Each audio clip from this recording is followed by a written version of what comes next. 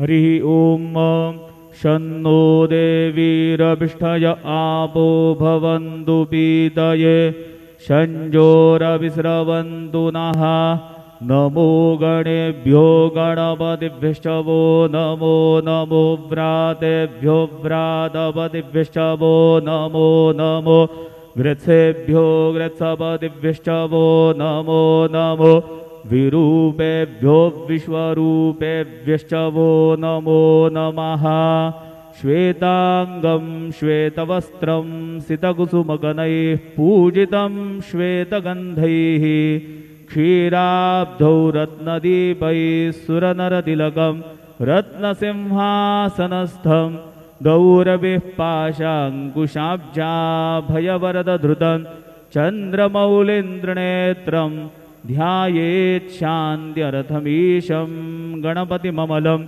श्रीसमेतं प्रसन्नं विघ्नेश्वराय वरदाय सुरप्रियाय लंबोदराय सकलाय जगद्धिताय नागाननाय श्रुतियज्ञविभूषिताय गौरीसुताय गणनाथ नमो नमस्ते। गुरुर्ब्रह्मा गुरुर्विष्णु गुरुर्देवो महेश्वरः गुरुः साक्षात् परब्रह्म तस्मै श्री गुरवे नमः।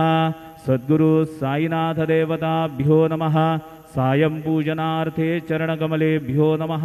चन्दनं समर्पयामि चन्दनस्योपरि अक्षतां समर्पयामि। कुलायिनी घृतवती पुरन्धिः स्योने सीदसदने पृथिव्याः अभित्वा रुद्रावसवो गृह्णन्त्विमा ब्रह्मपीभिः सौ भगायाश्विनाध्वर्जु सादयतामि हत्वा हरिद्रादि सकल सौभाग्यमाङ्गलिकद्रव्याणि समर्पयामि। ऋतुकालोद्भवपुष्पं समर्पयामि। ओखधीः प्रतिमोदतवं पुष्पवतीः प्रसूवरीः अश्वा इव सजिद्वरीर्विरुधः पारैष्णवाः ऋतुकालोद्भवपुष्पाणि समर्पयामि। सायङ्काले नैवेद्यः